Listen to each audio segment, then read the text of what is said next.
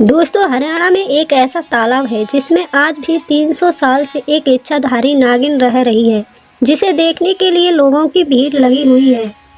दरअसल दोस्तों, हरियाणा के लोथल गांव में एक अनोखा तालाब है, जहां के बड़े बुजुर्ग बताते हैं कि इस तालाब में 300 साल से एक इच्छाधारी नागिन का वास है। इतना ही नहीं, जो भी इस तालाब के पास जाकर अपनी इच्छा बोलता है तो नागिन उसकी सभी मनोकामनाएं पूरी कर देती है, क्योंकि गांव के कई लोगों के साथ ये चमत्कार हुआ है। उन्हीं लोगों में से एक अशोक जी हैं। दोस्तों, अशोक जी वैसे कानपुर में सरकारी कर्मचारी हैं। उनके माँ बाप अभी भी हरियाणा में रहते हैं, इसलिए अशोक एक बार अपने बच्चों के साथ छुट्टियां बिताने गांव में जरूर आते हैं।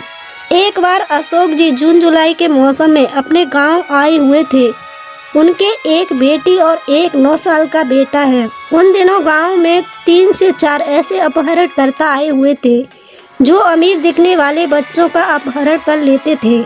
एक रात अशोक जी का बेटा पास में खेलता है और खेलता खेलता अपने घर वालों से थोड़ा दूर हुआ। उन अपहरणकर्ताओं को एक अच्छा मौका मिल गया। उन्होंने अशोक के बेटे का अपहरण कर लिया। अपने बेटे को आसपास न देख अशोक जी और घर वाले बहुत चिंतित हो गए। जब काफी देर होने के बाद अशोक जी को कोई सुराग नहीं मिला तो उनकी पत्नी का रो रो कर बुरा हाल हो गया। अशोक जी के मानो जैसे पैरों तले जमीन खिसक गई हो। अपने बेटे को ढूंढते ढूंढते अशोक जी उसी तालाब के पास जा पहुंचे, जिस तालाब में एक इच्छाधारी नागिन रहती है। अशोक जी ने उस तालाब के बारे में सुना तो था। उस तालाब की ओर देखते हुए बोले, मैंने सुना है यहाँ नागिन तेरा वास है, और जो भी तेरे पास आता है तो तू उसकी जरूर सुनती है। अगर तू सच में सुनती है तो तू मेरे बेटे को वापस दिला दे।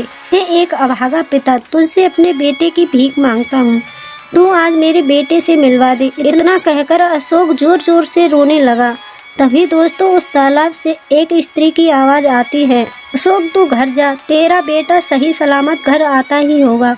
उसके बाद वो आवाज़ एकदम गायब हो जाती है। अशोक आश्चर्य में था कि आखिर ये हुआ क्या, आखिर किसकी थी वो आवाज़। परंतु जैसा उस आवाज़ ने कहा, अशोक ने ठीक वैसा ही किया। उधर वो अपहरणकर्ता अशोक के बेटे को जंगल के रास्ते ले जा रहे थे।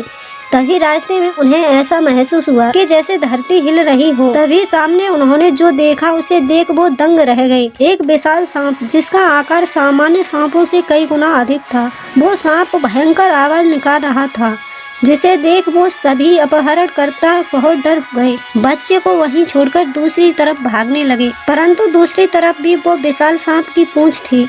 अब तो बचने की कोई भी जगह नहीं थी। तो वो अपहरणकर्ता इतने डर गए और रोने लगे। अपनी गलती की माफी उस सांप से मांगने लगे और सांप को वचन दिया कि फिर हम कभी भी ऐसा काम नहीं करेंगे। तभी वो सांप वहाँ से गायब हो जाता है। मौका देख सभी अपहरणकर्ता वहाँ से भाग जाते हैं। अशोक का बेटा भी उस विशाल सांप को देखकर बहुत डर गया था। और उसने देखा कि जहाँ वो विशाल सांप था वहाँ वो सांप नहीं, बल्कि उसी जगह एक सुंदर स्त्री खड़ी थी, जिसने प्यार से अशोक के बेटे को अपनी गोद में उठाया और अशोक के घर पर बच्चे को छोड़कर गायब हो गई। जब अशोक और उसकी पत्नी ने अपने बेटे को घर के दरवाजे पाया तो उनकी खुशी का कोई ठिकाना नहीं था। जब अशोक ने बेटे के मुंह से जंगल में घटी घटना सुनी तो वो समझ गया वो स्त्री नहीं बल्कि इच्छाधारी नागिन थी, जिसे मैंने बेटे के लिए गुहार लगाई थी। अशोक अपने परिवार के साथ उस तालाब के पास गया और उस तालाब में रहने वाली नागिन को धन्यवाद किया।